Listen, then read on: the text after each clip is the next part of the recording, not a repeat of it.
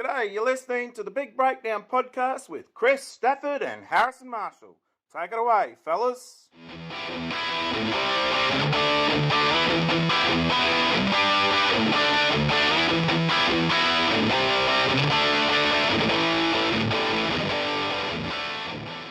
Hello and welcome along to season 3 of the Big Breakdown podcast, where we are looking at coaching skills, and today we are looking at mental skills coaching.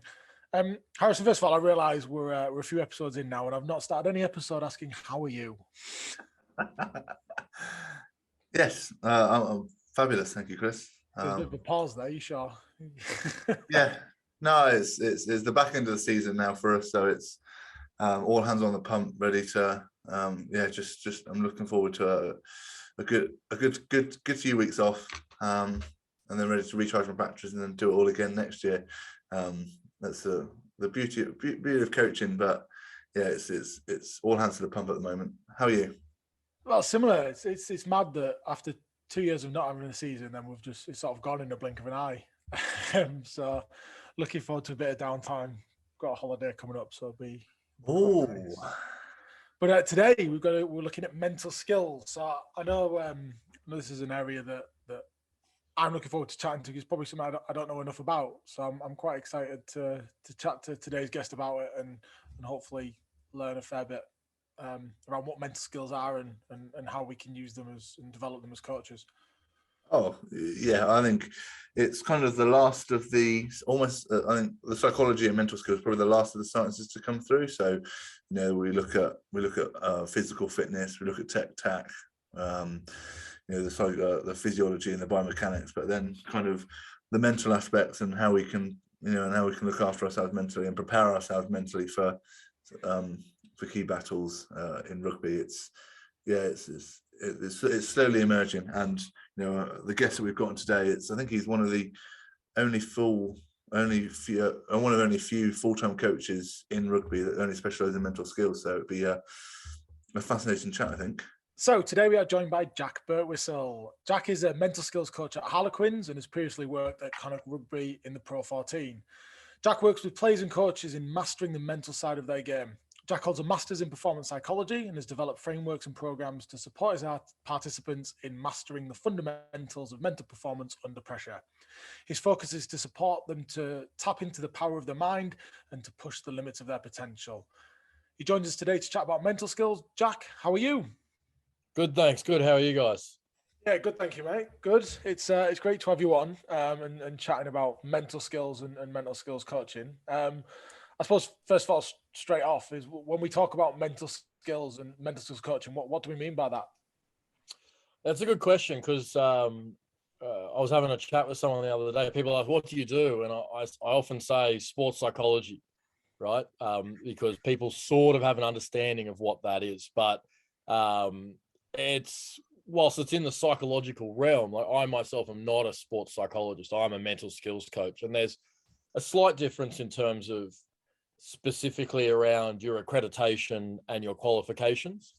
You need to become a registered psychologist to call yourself a sports psychologist. Whereas when we talk about mental skills coaching, what we're really talking about is strictly teaching and coaching the psychological skills, the mental skills that athletes can use in their preparation for performance and in their performance to help them essentially handle pressure, to help them bring the best version of themselves to that performance on a consistent basis. So, a good example would be, using, or you can use any, like a free throw, a penalty shot, a line out in basketball, a conversion a line out in rugby, a conversion in rugby. That's much easier to do on the training pitch than it is in the last minute of a game. But the skill doesn't change at all. Yet for some reason it feels much harder. And so the mental skills are the strategies, the tools, the skills that we use to try and do it to the best of our ability, despite the psychological pressure that we're going to be experiencing. So there's a lot of, well-known tools out there: visualization, self-talk, pre-performance routines, the way you review and reflect on your performance and your training. So I work with athletes on strictly building those skills. It obviously bleeds into the psychological side of it in terms of changing our values, changing our beliefs about ourselves, building confidence. But my expertise is primarily in building and developing those skills so the athletes can use those. And if an athlete needs help with something that's more clinical, depression, anxiety, then they can be referred to either a sports psychologist or a clinical psychologist. So that's sort of, hopefully that's a good overview of what exactly we're talking about when we talk about mental skills. So more associated with on-field, working towards delivering an execution of a skill under pressure and the coping mechanism that come with it. Outside of the skill side, would it include stuff like resilience and other things like that around team pressure that might come from within a game? Do you work on that? Is it specifically purely around like technical elements? Yeah, it's a bit of both. So, when we talk about resilience, like resilience, confidence, like what are these words? What do they mean? Like, what is a confident player? How do confident play? Where does their confidence come from? How do they build it up? What is a resilient player? Where does they get that resilience from? So often the skills we use. So a good question I always ask an athlete is, are you having do you actually lack confidence, or do you have an attention and a focus problem? Because if all you're thinking about are the mistakes you've made, you're going to feel less confident. So we can do work on changing our attentional focus onto things that are going to give us confidence.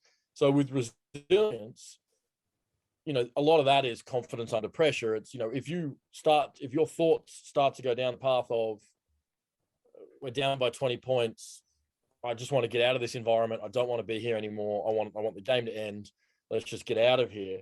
Well, then that's not going to be a performance-focused mindset to have in that moment. So, we will use skills to try and build our resilience, and our resilience is then built on our ability to know we can handle that, because I know that during the week I've done my preparation, I've got the technical skills to execute on the pitch, and now I've got the mental skills and the physical skills, my conditioning, my strength. I've got a holistic performance here that I know can hold up under this pressure. So it's, we talk about resilience, but again, in my work, I bring a lot of it back to what are we doing to build our resilience? So if we're feeling overwhelmed, well, can we go back to reflecting on our preparation, our strength and conditioning success, our previous successes, the things that are going to tell us, actually, I can handle this. So, and we do it in a team environment as well. Working at Quinns, like coming in 8 weeks ago, it's a really interesting environment to be in, because anyone who's followed the team over the last 18 months knows that they keep winning games they should probably, or that are very unlikely to win. So they're, from a subjective point of view, there probably isn't a better team in sport at the moment at pulling out wins from unlikely situations. So people would say, oh, they are very resilient, but we want to dive, as a club, we want to dive deeper into that and figure out how much of that is resilience, how much of that is just luck. Like, we've got great players who are able to pull it out, and then the rest of the team gets confidence from them, or is it a club wide thing? So it is quite layered and complex, but I mostly work with individual athletes to help them, with the individuals within the team on building up their own skills. But then we do teamwork stuff, and a lot of that is in collaboration with coaching staff, because Tabai, as our head coach, or any head coach, is the driver of the team's mentality. The coaches, the captains, they're the ones that deliver the messages, create the vision. So for me, it's about how do I help players connect with that and utilize what's being given to them in a positive performance way. Oh, just on that, do you work with the coaches themselves as well in terms of helping them with their mental skills? Because I think resilience is something we all want as coaches, and there are key psychological factors that we want to exhibit as coaches as well. So is it just solely players, or do you have those conversations with coaches as well? Yeah, there's two factors, I think, when you're working with coaches. So Quinns are very, very eager to make sure that the coaches are upskilling in terms of understanding their impact on the players' mental performance, and also making sure that the coaches are getting the skills and tools they need so that they can continue to perform under pressure. Because, we do see a lot of talk about, like the highest pressure moments are the ones on the field, and the players experience those. But coaches experience a lot of pressure as well, and they've got to go and do a lot of things that aren't necessarily easy to do. They require you to sit down, with focus, and it's easier on a pitch to respond to, there's a player running this direction, I'm just going to go tackle him. Your instincts take over your dynamics. Easy is not the right word. It's an entirely different challenge to deal with that pressure over an 8-hour day, trying to get work done, not knowing if what you're doing is going to give your players the success they need. So Quinns they've got a great appetite for making sure the coaches get that. And so I've already started to have conversations with some coaches around like, well, how do we review player performance, and what impact does that have on the players' confidence or their perception of their ability moving forward? So, a really simple example would be a review model, 3 up, 3 down. So when a coach reviews something with a player, it's easy to fall into the trap of only going through what went wrong, what they need to improve on, the negatives. And just generally speaking, in psychological terms, bad is more powerful than good. So if all we're doing is the negatives, then of course players are going to feel like their confidence is being eroded. Their coach doesn't believe in them. But if you go, after a performance, here are 3 things you did really, really well. How did you do those? How can we keep doing more of that? And then the other half of the review is, here are 3 things we need to see improvement on. How can you improve on those? What do you need to be doing this week so that they're improved for next weekend? So it's in that way, it's like, is the coach understanding how they impact a player's psychology? So I do stuff with that around coaches. Then the other element would be, it's like I remember speaking to one coach who just graduated to senior coaching, and he kept saying stuff like, I'll be working at baggage check in a couple months' time at the airport. Like, I don't, and so it's like, well, how can we help that coach change their own language about themselves? How can we help them change the way they think about their performance? How many new coaches come into a role and win championships in their first season? Some do, of course, and we hear about them and they're in the paper and it's fantastic. But most, it's a massive learning curve to go from being an academy coach to a senior coach, or a club and community coach to a professional coach, and dealing with that pressure, dealing with that. Like, we see the exact same psychological challenges that a player gets from going from academy to senior squad. Am I good enough? Do I belong here? I don't know if what I'm doing is working. So there's definitely a lot of the same stuff. We can help coaches improve on their self-talk, probably not doing as much visualization, but you can help them with their habit building and their routines and stuff. A lot of the stuff remains the same. So what would an average day at Quinns now? I know you've not been there sort of long, but even in previous, what would an average day sort of work be like for you, sort of down at the training ground with the lads? Is it sort of you identifying quick conversations with lads to spot things, or full on? Obviously there'd be players that you might be working with regularly, but what would that process sort of look like from a day-to-day sort of run of the mill? Yeah, so it's there isn't maybe there is a typical day. So for me, one thing that I think is very important is being as integrated into rugby as possible. So on an average training day, we will have, let's just say it's the first day of the week, we'll have leadership meeting where we'll talk about the previous game and then what we want the focus and theme to be for this week. So supporting that, there'll be other meetings around, say line-up drivers, attack drivers. So the different unit groups will have meetings where they'll review their performance. At the moment, I'm very engaged in those meetings, or I attend a lot of those meetings. And part of that is for me to upskill my knowledge about the environment, to understand the dynamics, how the place works, the language that's used. The more, I'm lucky I grew up in rugby. You don't need to have sport-specific knowledge to be a mental skills coach, but it definitely helps. So for anyone, I would love opportunities to work in other sports as I get more experience. But you do need to make an effort to learn the game and understand it so that you can at least have conversations with the players. So at the moment, I'm very involved in those meetings. As I move forward, I'll probably be less involved in them once I've got that base of knowledge. because your time on site is quite, like, everything happens very quickly. The day you get in at 8, and by, in the flash of an eye, it's 3 p.m. and players are going home and the day's over. So you've got to be very disciplined with your time. So at the moment, I'm doing a lot about understanding the environment, getting to know what's going on. I will organize to meet with individual players when opportunities arise. So for some guys, that's before training. For some guys, it's at lunch. For some guys, afterwards. So you'll have meetings scheduled throughout the day, and each player, we will be working on a specific, we'll be trying to develop something specifically, working towards a specific goal. So typically with the players that I work with, I'll try and meet with them at least once a week, sometimes once a fortnight, depending on where they are.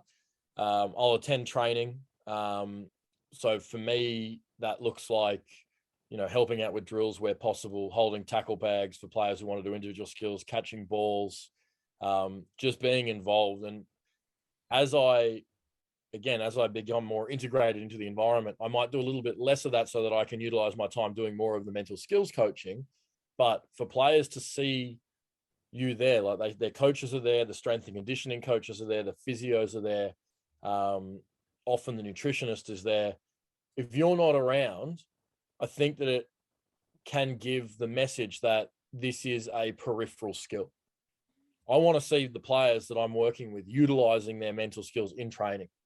I want to see us, if a player's saying that, or if we've decided that we're going to work on better self-talk, I want to see players saying things out loud to themselves. They make a mistake and they have cue words they use immediately.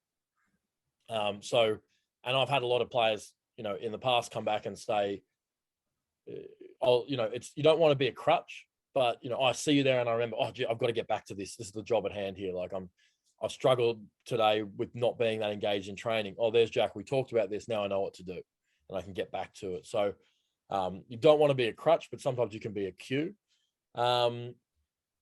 We will then, if training ends, players start to go away. I'll have a couple of players, and the end of the day is either working with the coaches or just admin. So unfortunately, like a lot of stuff, you've got to take notes. You're working with, let's say I've got 12 players that I've had a conversation with in a week. If you don't take notes, if you don't write down what you've done, you'll get to the next week and be like, oh, sorry, mate, what were we talking about last week? I completely forgot. So then, closing the loop on a lot of stuff. I like to do a lot of, I don't know what I'd call it. So if I've said to a player, let's develop some attention anchors, when you're feeling pressure and stress, what are the things that are going to give you performance in the moment, right? So defensively, a player might be like line speed, and keep my body in front, right? So I'll then make up a little graphic that will have, a picture of them making a tackle with line speed, body in front on it, and flick it off to them. And then it's on their phone. They can review it, and we have plans for it. So I like making it visceral. I like making it so that they can go, okay, this is now, like, there's a visual way for me to engage with this. It's not just a conversation. I've now got resources that I can rely on. Some players journal that out in the evenings once you send it to them, stuff like that. So the end of the day is admin. So that's sort of I don't know if that, there's a lot of meetings on the front end, a lot of one-to-ones with players, attend training. I don't really I get in the gym for myself. I don't get in the gym and do the gym sessions with the players. So you got to pick and choose where your value is. Like, it's good to go down and engage in the different parts every now and again. See what the sports scientist is doing. How are they communicating with players? A good example might be our analysts do a fantastic job, but they'll send through before a game the threats that the opposition have.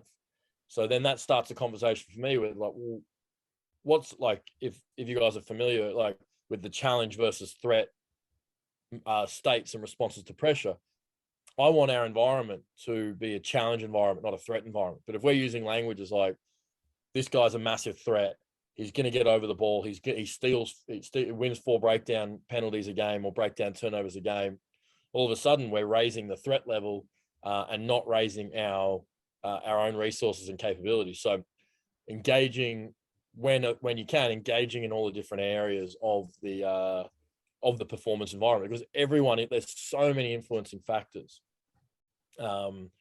that you want to be connected to everything. And it's not about controlling it. It's just about fully understanding the environment. So you know how to have the best impact, I suppose. Yeah. And just, I completely agree with what you're saying there. And I think the kind of the sports psych and the mental skills is probably the last kind of part of the jigsaw that's really kind of beginning to come into sport. Have you kind of found any resistance to it a little bit, or has there been? I know that's when you're speaking to some players, they might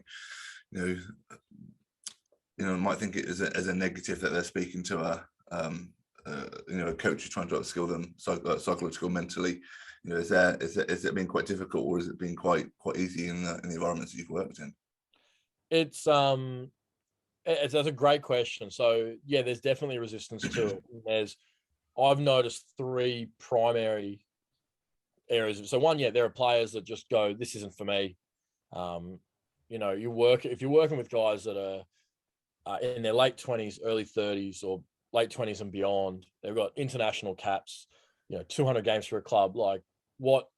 And there's nothing I can, like, there's probably not much I can help them with, right? The reality is, well, actually, that's a lie. No one's too good to get better, right? But they're sitting at the top of their sport or at the back end of their sport. They're looking to just, not max. If they were looking to maximize it, they'd be doing the work, right? But there's nothing wrong with having 200 caps, 50 test caps, and continuously performing at a high level and just going, I'm good here, right? So a lot of those players, it's not active resistance, but there's just not interest in engaging. There's a few guys I've spoken with who are like, I don't really like this stuff. It's not really for me. And you can break that down over time. It's challenging. And one of the silver linings of it being so new is, so at Quinns, for instance, we've got about 60 senior players, including the senior academy. We've got a sports psych who works 1 day a week with the senior academy guys. So he's got about 10 to 15 guys, which leaves me with 45 players to work with. 45 clients is far too many, right? So I actually can't, there's no point me, chasing a guy like Danny Kerr saying, mate, we need to do this, we need to do this, we need to do this. I'll spend all my time trying to convince him to do something that might give him 1, 2, 3% performance benefit, when I've got other guys there going, I want to learn. I'm 21, 22, 23. I want to get better. I want to be the best I can be. So we have a philosophy of feed the hungry. So if there's 15 to 20 guys that really want to engage in this, we work on them. So whilst that resistance exists, it's not that much of a factor. Now, I would like to think that down the track, the mental performance side is treated the same way we treat the physical performance side. So we have 4 physios, we have 4 strength and conditioning coaches for the senior squad. So I don't see, I think that, with 60 players, you've got 4 guys or 4 coaches with 15 each who are their role is to continuously develop the mental performance capability of these players. So I think that's a long way down the track. But at the moment, the silver lining of being under-resourced is I don't have to deal with too much resistance because there's enough work that's resistance-free.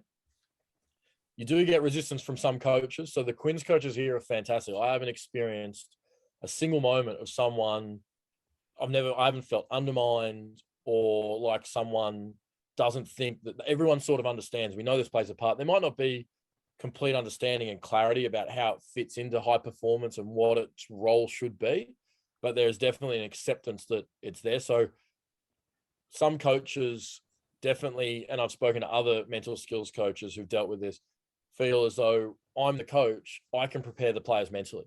Like they don't need somebody else, because if they do what I tell them, like we've got these coaching points, and if they keep their attention on the coaching points, they'll be successful. So they just need to focus on that and nothing else.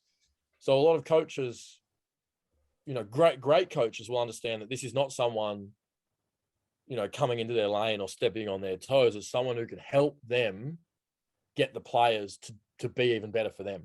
So Quinns have a great culture and philosophy around that. The other area where you get resistance is from like an institutional or an administrative, a lot of people aren't prepared to pay for something they don't know about or something they don't see, right? So Quinns are doing this because Quinns are an innovative club, and we have a vision of being one of the most dominant teams in Europe. And if we go on over the next 5 or 6 years and win a couple more premierships, win some European titles, I guarantee you other clubs will then go, well, if they've got a mental performance coach, why don't we? Right. And it's that copycat nature that always happens. The first bloke that was in a change room telling the boys not to have cigarettes and beer at half time was not particularly popular. And once some clubs did it and it worked, all of a sudden everyone else is like, oh, maybe we should have a strength and conditioning program here. Maybe we should have a nutritionist in the team. So just where it is in its infancy as a performance dimension, there's going to be natural resistance because money's always, people don't just give it's unlikely that people are just going to go, oh, sweet, we're just going to throw cash at this and see if it works. They want evidence. And Quinns are an innovative club that are prepared to say, maybe this gives us an edge and let's see what it does for us. So when you if I was a player and I came and spoke to you about something, what would the start process be of how we would start looking at some of the mental skills that might help me with a certain area that I might work on? So if you look at like attention or coping under pressure as an example, because obviously what works for me might not necessarily work for Harrison, for example. So how do you go about finding out that you get the right tools to help support that player? What process do you go through? So I assume building that rapport and really getting to know what makes them tick is really important to the success of a lot of the stuff that you do. Would I be right in saying that? If I made an assumption? No, that's 100% right. And I've had conversations with other younger mental skills coaches, people who either came through college, university with me, or people who was similar sort of, in that peer level.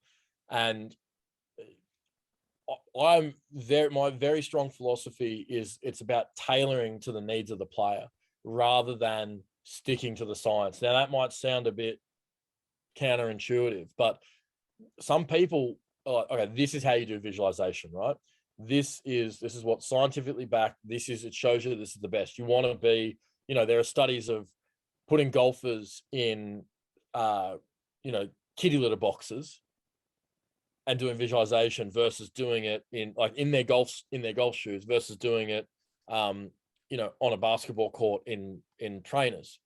And the science found that, visualizing bunker shots while standing in sand in your golf shoes was more effective than doing it in your trainers. But if I want to work with a player around building visualization, getting them to do it in full kit, that might be the thing where they go, I'm just like, it's Thursday evening, I'm at home, I'm not going to, back when I was in Galway, right? A player's not going to, middle of winter in Galway, go outside, put their playing kit on, their boots on, and do the visualization, right? So for me, it's not about developing great visualizers. It's not about developing great people who have great self-talk. It's about developing better rugby players.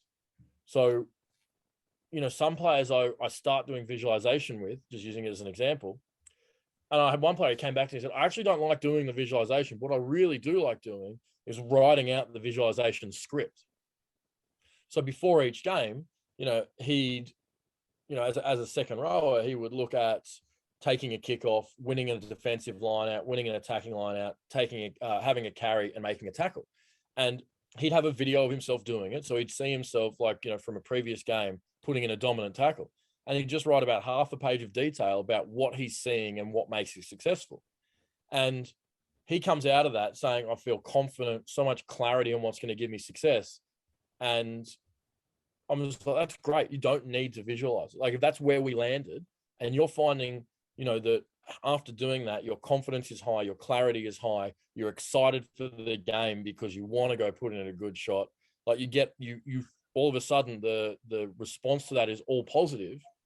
That's fantastic. So for me, you've got these tools that are templates. This is a starting point for where we can go. So, and you sort of touched at the beginning on it. So if a player comes to me, they've got a specific area they want to work on. So if a player says, a common thing that we have is if my first involvement is bad, I worry the whole game is going to be bad. Or if I don't do something good in the first 20 minutes, I feel like I've wasted the game, that I'm chasing the game. And so then I've got tools around how we can manage that in game. So someone says, I need to have a good involvement in the first 20 minutes. Well, okay, what is it? What would you classify as a good involvement?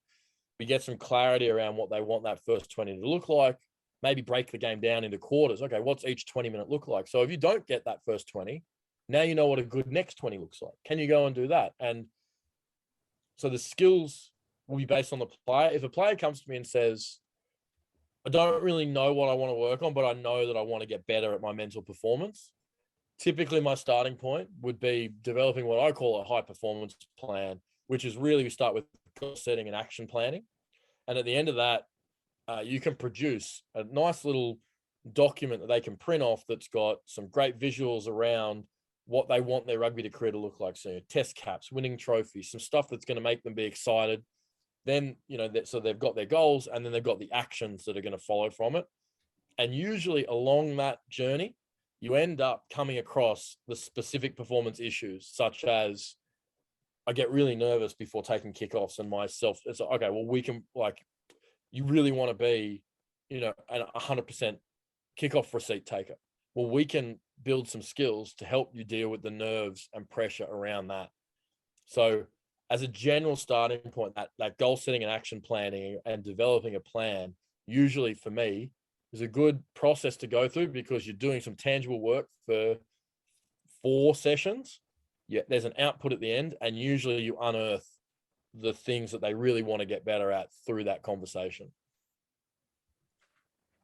Yeah, and that's I guess with those kind of processes, is it quite difficult with some of the players, because there's no kind of actual, is there like an end goal in which you can say, right, this is a tick off? Because by all accounts, from my understanding, is it's a constant process in which, especially with mental skills, it's ever changing as well, depending on how I feel on a particular day. I might have lots of success with it, or it might not click for me. So how do you kind of keep them remaining engaged in a process in which there isn't a definitive, right, I've completed this, now I can tick it off and move on? Yeah, and so you do experience that. Like, there'll be players that come in with a specific problem or a specific thing they want to get better at, and you do 3, 4, 5 sessions with the player. You help them put into practice, and they go, this is great, like I feel a whole lot better about this now. And they walk away from the coaching relationship there, and they'll come back when something new pops up. And there is, as there is in life, like there is no end of problems, like, so you're going, like, you might see a player for 6 weeks, and then not for 3 months, then you speak to them for 2 weeks, and then, sometimes they just need to check in. There just needs to be a chat to say, hey, I'm like, this is challenging me today, but here are my solutions. What do you think? Yeah, I think that's great. Perfect. I thought that would be good. Just wanted to check in, and off they go. So some players love the ongoing nature of the coaching relationship. So they want to check in week to week and just say, I'm doing really well at this. Or I noticed, like today or the last game we played, I noticed that I did these 2 things wrong, but I actually also did these 3 things really well. And I'm proud of myself for being able to focus on the 3 good things straight after a game, because usually I'd be furious about that performance. And so it's very individual specific. One thing that's unique about this is, if you don't like your strength and conditioning coach, like, if you still do the work they prescribe you get under the bar and you do the lifts, you're going to get stronger. If a player doesn't like me, it doesn't matter what I tell them to do, then the work isn't going to work for them. So you do need to build those relationships. So I think in the future, you'll ideally have quite a diverse range of coaches with, who are able to collaborate together, but have slightly different philosophies and ideologies and perspectives, so that player who doesn't connect with me can work with them. In terms of like the never-ending game, like that's, there's the bigger picture. So we work on a lot of mental skill, like it's specific skills. How is this going to help me on the field right now? Like, what can you teach me today that I can go onto the training pitch with right now and feel better about or be better than I was before. The bigger picture stuff, you know, once they start to master those skills, comes into that sort of, you know, understanding your motivation, understanding why you're playing rugby, understanding what your goals are. So, you know, I think one of the peak high performance mindsets is when you start to change away from I want to win to I want to see how good I can be. Because of that, there is no end to that, right? And even if you get to 35 and you're not as good as you were when you're 30, you can still always see how good can I be today? Like how good can I prepare? How good can I perform? What is my absolute maximum potential in this situation? And when you find players who have that approach to their high performance, they're like an absolute joy to work with, because it's not about winning and losing. It's not about anything other than exploring how good I can be. And so that's sort of the, you know, that no defined endpoint, because that's what people can struggle with. You know, we've seen like Tyson Fury is probably the most well-known example of this. Wins his first world title and spirals into a depression because he's like, what is the meaning of any of this now? Like, I've achieved everything that I was put on this earth to do. So now what do I do? And now he's more talking about just like enjoying experiences and seeing how good he can be, you know, doing things because he loves the process. So how can we find ways to love being a rugby player? It's not just about Saturday. It's about, I mean, Tom Brady talks about this stuff. It's like, what's the Super Bowl champion do on a Monday? You know, that sort of stuff. So that's quite advanced, because we're not really wired that way, or certainly not taught or educated in that way. We're educated that, you know, if you do well on the test at school, you're good, and if you do poorly, you're bad. And it doesn't matter how much work you put in.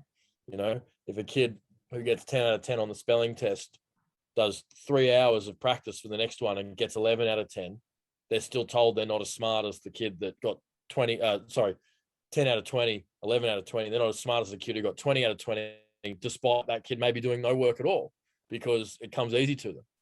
So, but that's usually, for me, in my role, we build that relationship through the skills. The players enjoy using the skills. They see the skills as helpful.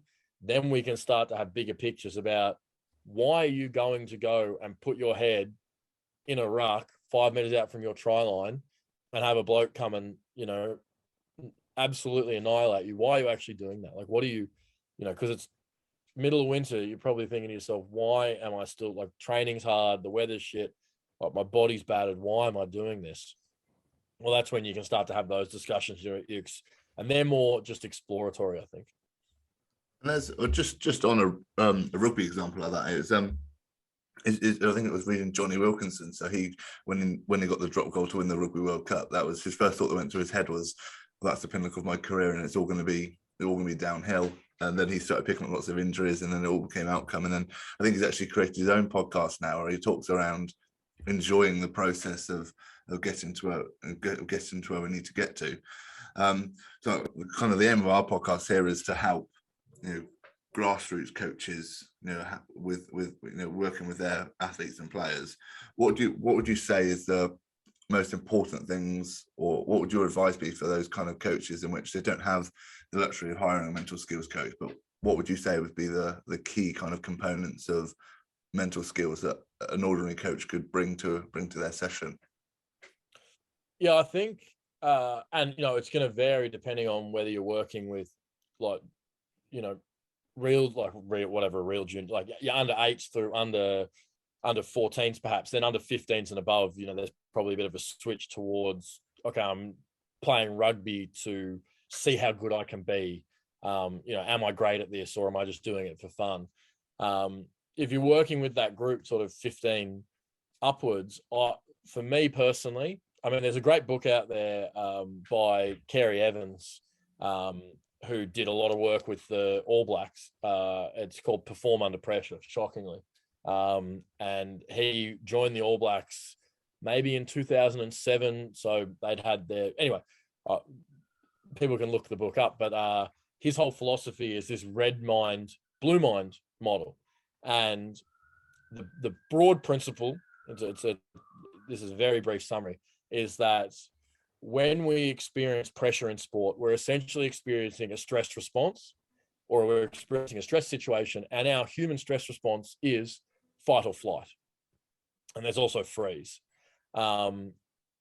This is a survival mechanism, but in rugby, for most of the time, of course, we have some tragedies. For most of the time, our survival is not in danger. The other thing is you don't get to flight. You don't get to walk away. So if you're trying to kick the winning penalty in a grand final, you don't get the option of just not doing it. You don't get to walk away. It's your job. You got to go up and kick. But if you're having a response of saying, don't stuff this up, like your brain is telling you what can go wrong. Let's get out of here because this everything could go wrong. You could lose it. Your teammates will hate you. You'll never get a senior. You'll never get an academy contract if you miss this. None of that is performance focused. So this is all to say, number one, grab that book and have a read. You'll learn a lot. Number two is the challenge and threat mindset. So the basic principle of challenge and threat is we're going to experience that stress response. And in a threat mindset, we see the stress level as high, and we see our ability and our resources and capacity to cope with it as lower than that. So then we go into a threat response where we go, I don't know if I can do this. And that's when we get fight or flight. The challenge response is when we say, yes, this stress level is high, but my ability, capacity, resources to handle it are greater. So this is going to be hard, but I can do it. Coaches have a huge influence on that over their players. So if a coach, for instance, like there was one famous study around it where they had one group of golfers, or like just regular people playing golf, putting. And they said to one group, this is a really easy putt. Everyone's done it before, you'll be fine. Right? And then another group where they told them, no one's able to succeed on this putt. It's really difficult.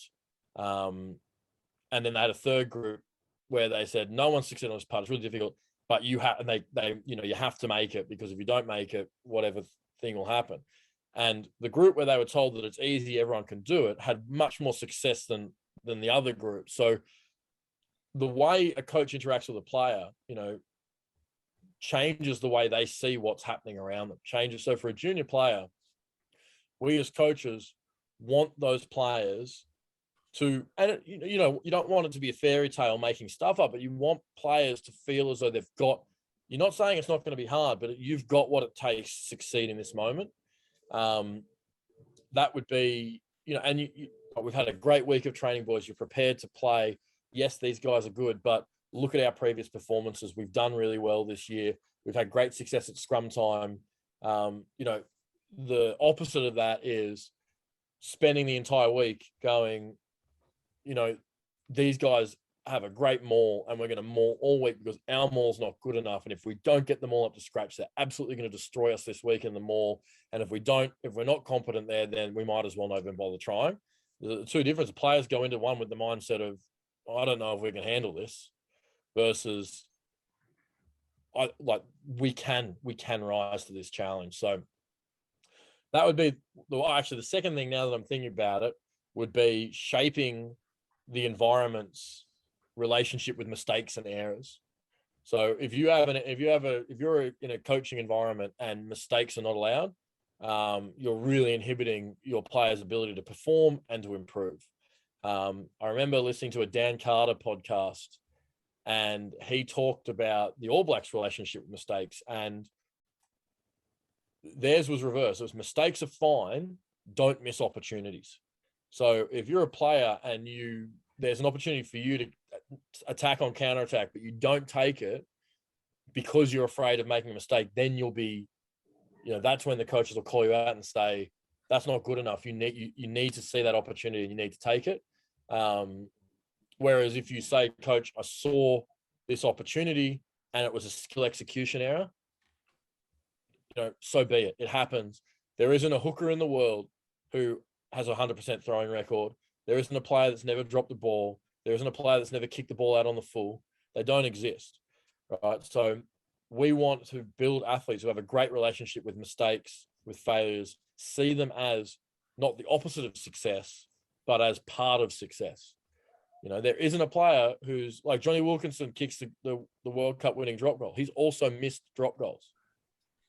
And if he let one missed drop goal go, well, I shouldn't do that anymore, then he wouldn't have kicked that one that won the World Cup.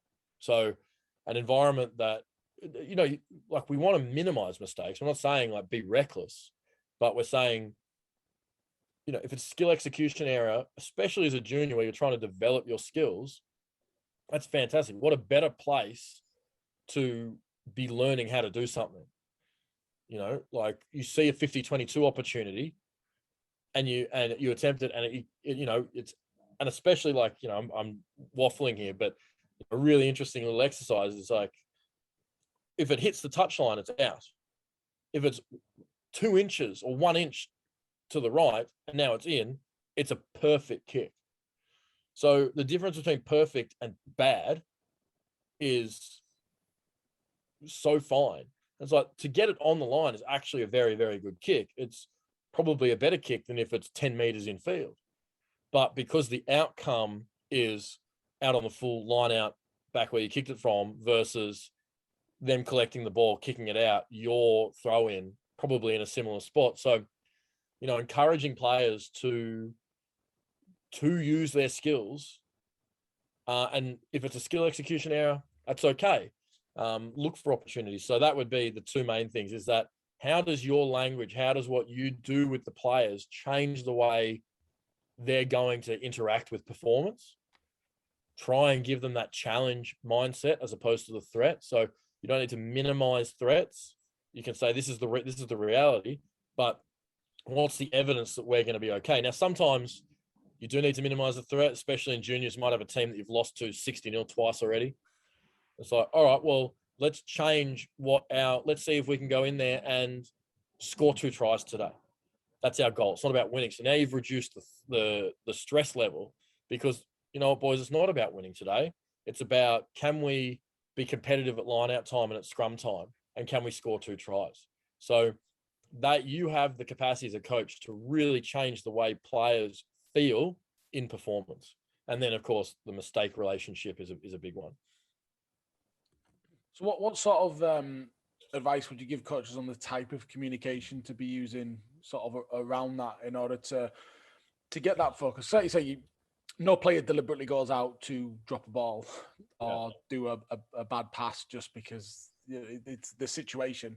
And it's one thing that I've started to think about within my coaching as well, around asking players about what they've seen, necessarily when there's been that an outcome that we wouldn't have expected, to ask them why they've gone down that route that they've used, because they've obviously seen something that, well, wherever I am, I've not been able to see something. They've tried something, it's not worked. Well, what was the reason behind that before we delve into the reason for it? So what type of communication can they be using to really focus on that rather than focusing on threats too much? Yeah. So that's a really good question. So you nailed it with having a conversation with the players. So not being a dictator to the players and saying, this is, you know, every coach has different styles. So I obviously come from a background in mental performance. I'm very conscious of the mental impact that the coach has. There have been some coaches who are very successful, completely dictating the terms of performance to players. Players make no decisions. This is your role. This is how you do it. At a community level or at a junior level, aspirational level is probably a better example, a better name. My preference is exactly as you said, have the conversation. Let the player come to their conclusions, answer their own questions. So, like, why were you doing what you're doing? What were you seeing out there? Get an understanding of, you know, so judgment-free language. So nothing is good or bad. I mean, we can praise players for being good, but explore, the good and the bad equally. So this didn't work out for you. Why was that? What did you see? Why didn't it work? So, you know, kicked it out on the full. Well, that's just a skill execution error. I'd love to see more coaches just go, that's fine. Like, the opportunity was there. You saw it.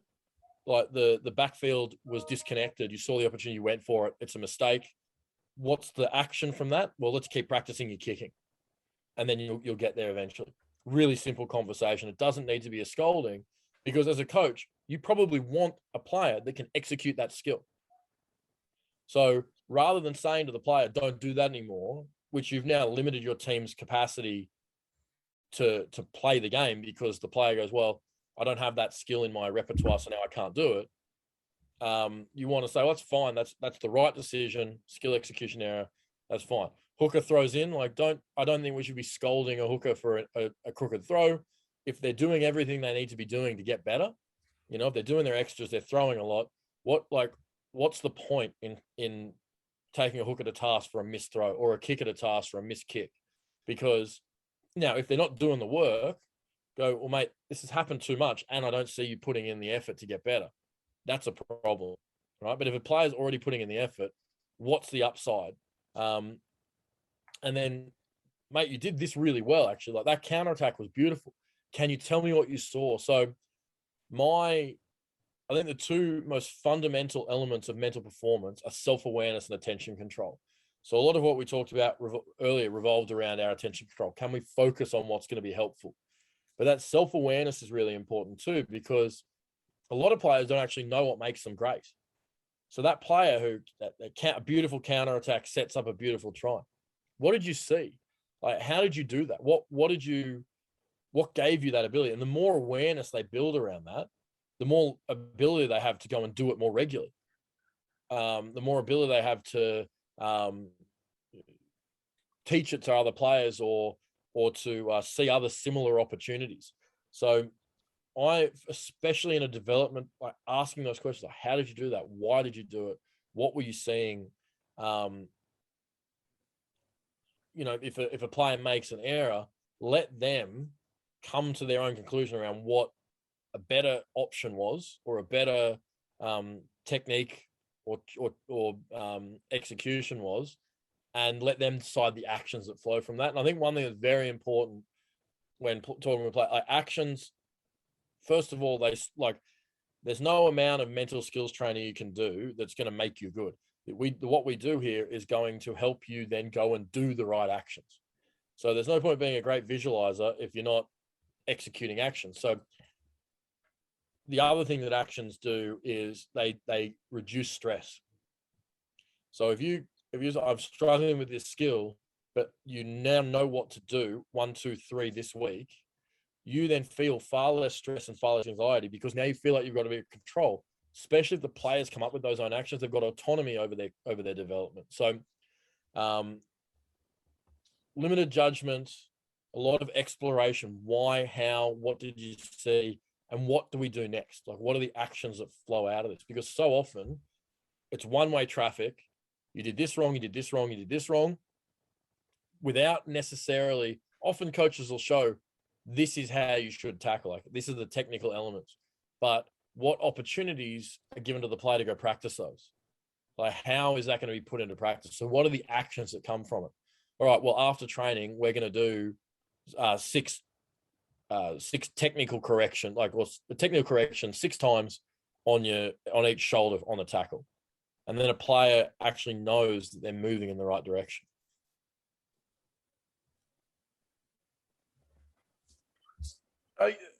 Go on, we say something.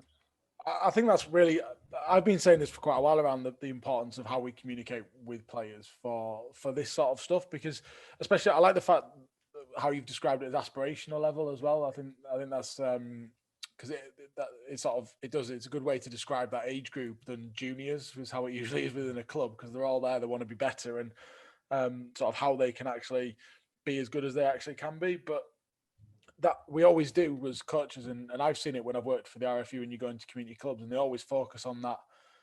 Well, you didn't do this very well, or you didn't do this very well, and you can see players just instantly just drop off or lose focus. And like I say, that's going to transition into when they get into the game, because we want to be training with that same intensity, not just from a technical and tactical perspective, but also the mental side of things, so that we're ready to adapt to the competition that comes at us.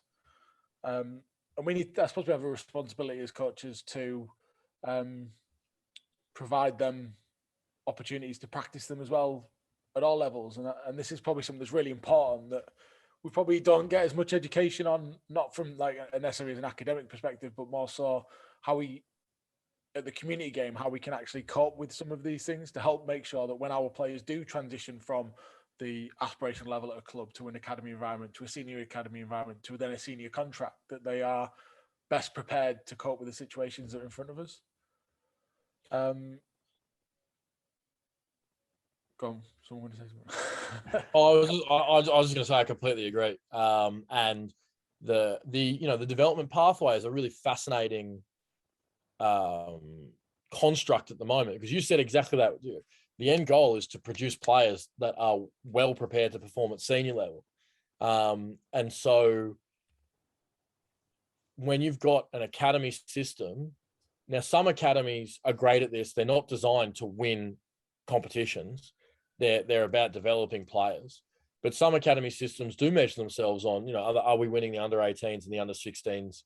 And, many academy coaches or coaches in any aspirational environment are aspirational themselves. So they want to be winning games so that they can then move into better coaching positions.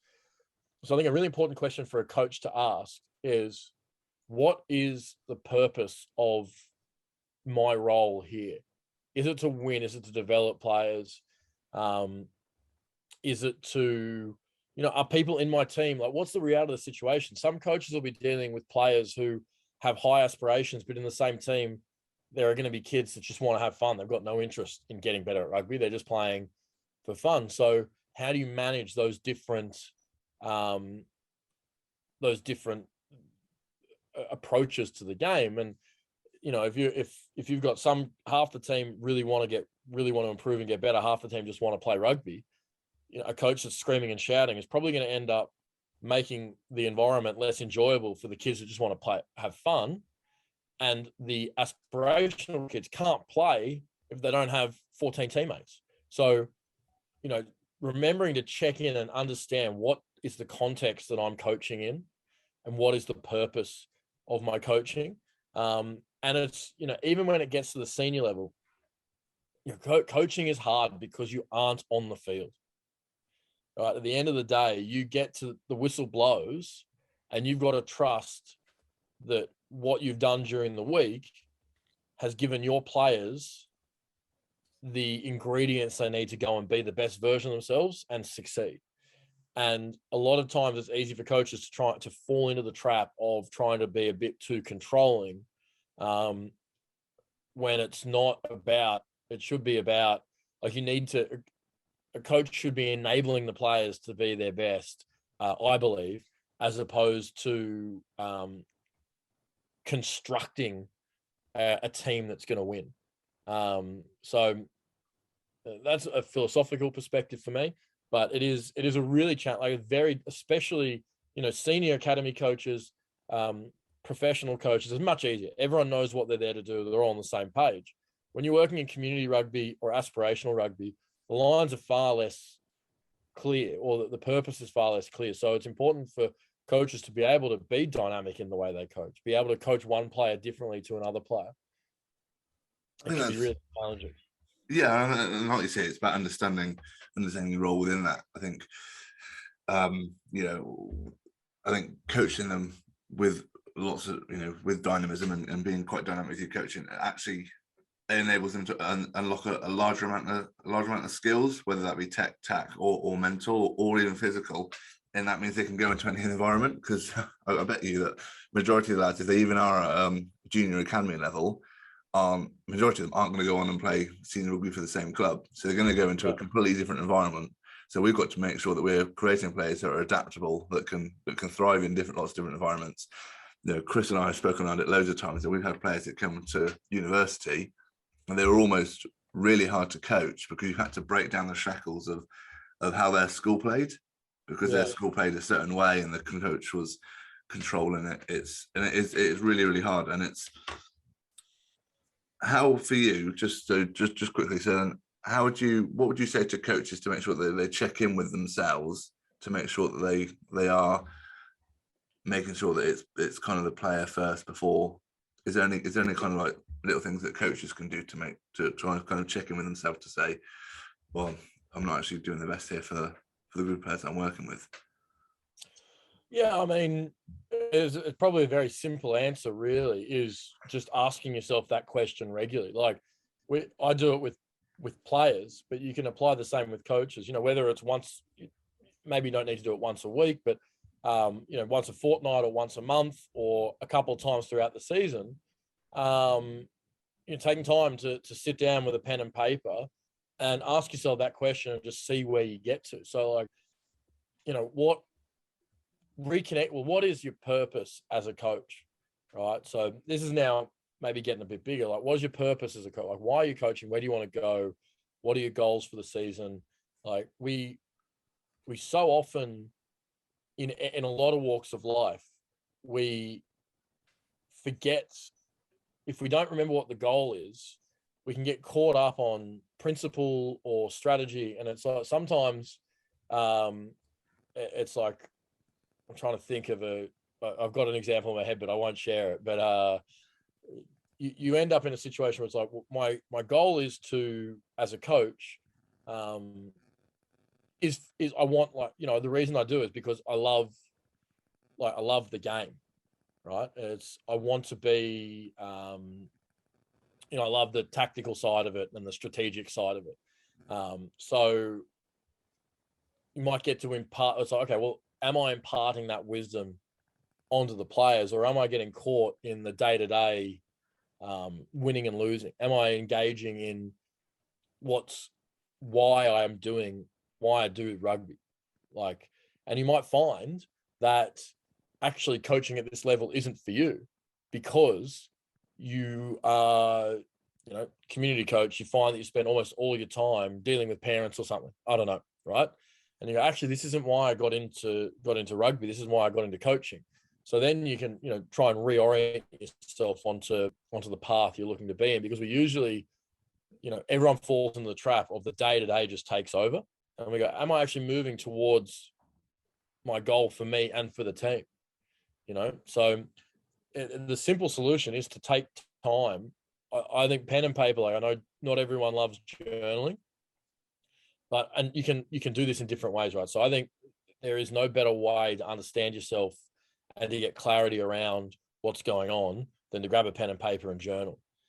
Sometimes it's good to have a critical friend. For a lot of people, it's, maybe their dad, maybe their best mate, a brother, a cousin, whatever it might be, and have these conversations. Just have a chat. People don't like writing, have conversations.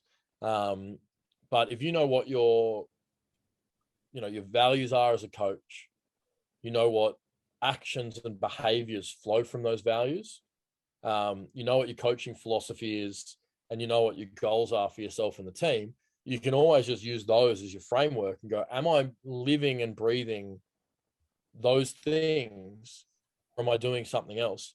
And there's no right or wrong here. Like, as I was saying before, like, some coaches want to go coach pro rugby. That's great. Like, we need people who are aspirational to do that. You might find yourself in an environment where you're coaching an under 18s level, which is fantastic. You're working in the right direction. But the club says we don't care about, we want this to be a developmental team. We want this to be focused on individual players getting better. We go, well, actually, I don't want to be a developmental coach. I want to be a coach that gets to dive into the X's and O's and the strategy and the real rugby stuff. Well, that's great. Maybe you look for an opportunity with a championship club or with a Nat 1 club where you get to be someone who comes up with game plan and strategy. You're not the person that wants to be out there doing one-on-one drills with players or building up development plans. There's nothing wrong with that. There's a lot of coaches I know who've gone to the pro level and have come back down to the academy level because that's what they love, is the development side, it's the technical side. But you might go, oh, I'm coaching pro rugby. This is where I should be. I should want to be here.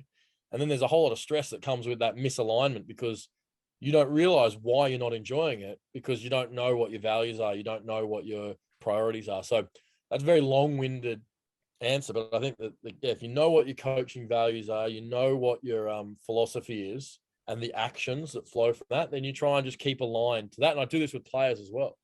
I had a chat with a player last night, and his values are ruthlessness or relentlessness, honesty, and love. Like, he wants to treat his teammates with love. So if he finds that he's someone doesn't know their detail and he snaps at them, oh, that's not a loving teammate.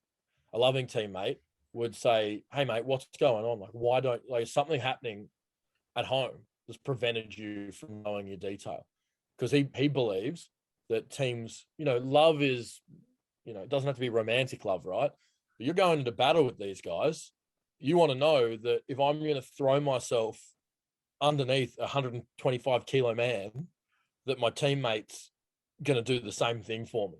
You want to have, so he knows those values, he knows what actions flow from it, and it keeps him on track and keeps him aligned with what's important to him. So that's a very long-winded answer, but that would be the way I would, if you get clarity around that, then you can do those monthly check-ins and go, oh, actually I've steered away from that. And we get steered away from it. We all do, because there's pressures and stress, and parents want, why isn't my son getting this? Or, head coach or, club officer or whatever is saying, why aren't we winning these games? Like, well, I'm trying to help these guys get better. I want them to be great for you when they come to your team. I think reflection is probably something that coaches we should be doing more often anyway, because that's the only way that we're going to get better, as well as the environments and players that we work with as well. Jack, it's been fascinating chatting to you today. I've learned a lot, sort of going into an area that, I'll be honest, I wasn't really fully sure, sort of to start with, what this would sort of cover. But it's I think what's clear is it's a fundamental part of all coaching that we need to be aware of, and it's something that everyone can influence. Even if you've not got access to the mental skills coach, you can still influence a little bit within the environment that you're in, because it does play a huge role in how all players progress through to be as good as they can be, as sort of you described it earlier. And I know certainly that's sort of one of my key things that I want to make sure when I'm coaching, is that I'm going to help these players get to the level that they can and be the best that they can be. And these are important skills to work with that. So thanks for giving up your time and coming on today and chatting to us about it. It's an absolute pleasure, guys. I love talking about this stuff. So it's good to be spreading the good word and speaking to other like-minded coaches. Harrison, we're halfway through season 3 now, and that's another episode that's made me think far too much and give me a little bit of a headache. Yeah, but sometimes, Chris, I question whether how difficult that is. But no, there was certainly plenty of once again, plenty of little golden nuggets in there that I think has been, on reflection, very useful for me as a coach, and I hope very useful for coaches out there. I think just breaking some of the mental skills down for us in who aren't psychologists, for us to use in our everyday environment it was excellent. And I think the one that stood out for me was just that use of language around challenge and threat. Yeah, he referenced that challenge versus threat quite a lot, actually, and I think it's interesting when you bring things down into that concept, because he said how your brain is automatically focus on the flight element. That kind of links, if you've read sort of Steve Peters' The Chimp Paradox, that sort of talks about that, how the chimp wants to overpower everything, and that the mind takes a little bit slower to process for you to try and control the two. I think actually giving players the resources and the capabilities to be able to sort of challenge that and focus that, to bring the chimp in line, is an important asset to have, especially when you're working within player development. I think it's quite important, especially if these lads are aspiring and coming through. But also, there are players in the adult game that would benefit from sort of understanding that a little bit more and taking that away. And I know that was quite a powerful book when I read it, in terms of trying to get me to think sort of how my brain processes things. Well, it's just it goes back to what you were saying in terms of our role is to encourage players, is to build them up and put the foundations in there for them to think that anything is possible, and that's our role as coaches. And if we say, oh, they've got a really strong jackler, all of a sudden I'm thinking, well, what's the point? We're just going to get turned over. But if we go, right, today's session we're going to look at effective attack and clear, and how we can and how we can rise to the challenge rather than sink to the threat, then all of a sudden there's a bit more of a buzz around those individuals and then your team, and that's our role. We are sometimes we just got to encourage players to go out there and give it all. And I think it goes back to remember watching an all or nothing documentary with Pep Guardiola. Even he was admitted that he might not have all the answers, but he's got to be there as a bit of a cheerleader sometimes and be that encouragement to take on the challenge. He's sort of trying to make them more self-aware of their own strengths, and part of that. And then when he was talking, I was thinking, actually, there's probably a lot of stuff here that he's referred to that I know I've probably this season alone, when we've had a bit of a tough year with the twos here, especially in terms of the performance, where you have probably tend to focus on what the other teams are doing well rather than focusing on us.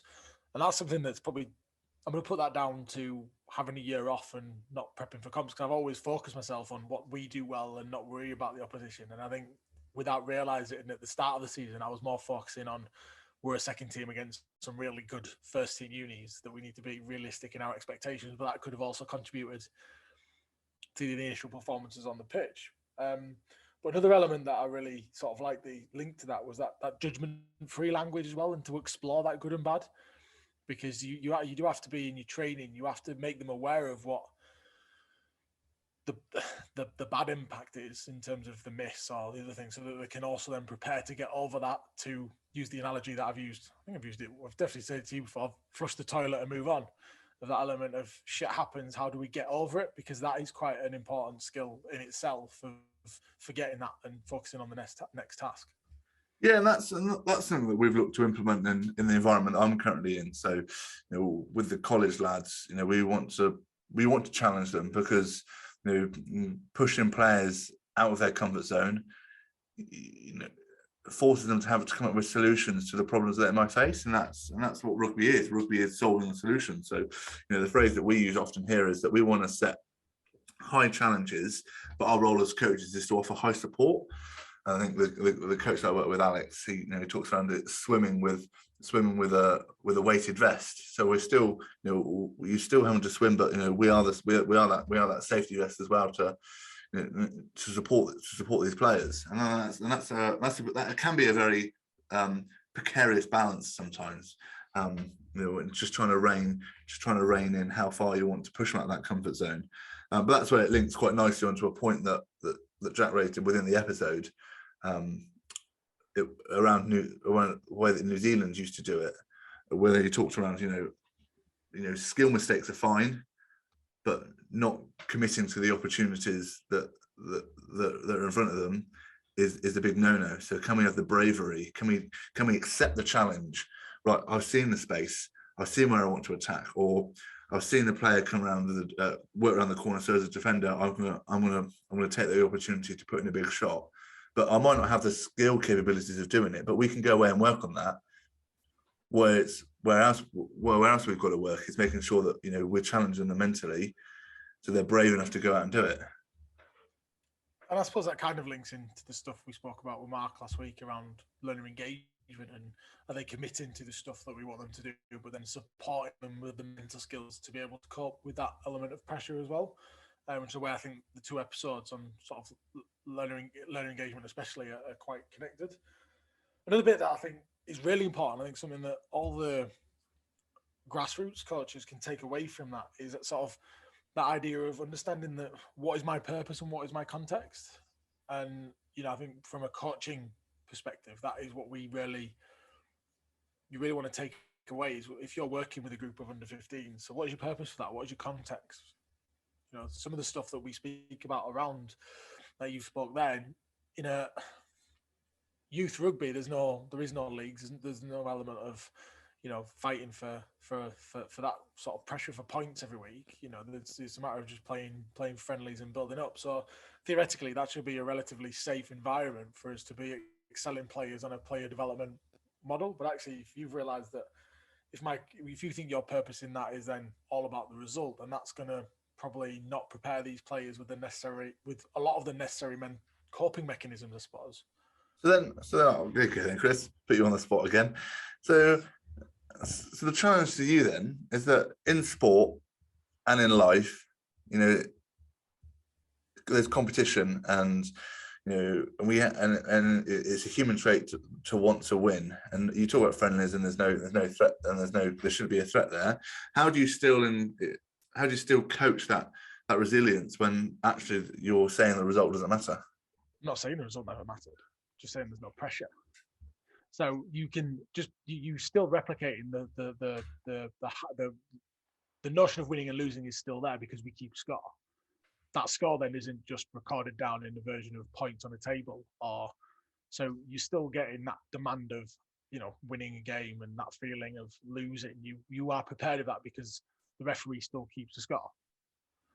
So that is still something the players are always going to be thinking about. But there's not that pressure of a league table or the risk of relegation. So you're not adding an extra threat on top of it, if that makes sense. So you've still got the pressures of a game, but you don't have to worry about, because as well as if you've been in a bit of we were in with a relegation battle, there's the extra pressure that then puts on everyone on top of that when you're working with players that are still learning the game and necessary things. So you're still preparing them for success and failure on the field, but you're not adding that extra element of you must win to stay in the league pressure, which is, something that you can build up to. So what would you say to these clubs who aren't keeping score then? Oh, everyone keeps score. I know, it's just anyone that tells you there isn't is definitely not telling the truth. Yeah, but it is an interesting point. Because I remember the RFU got a lot of grief when they brought in all the kids.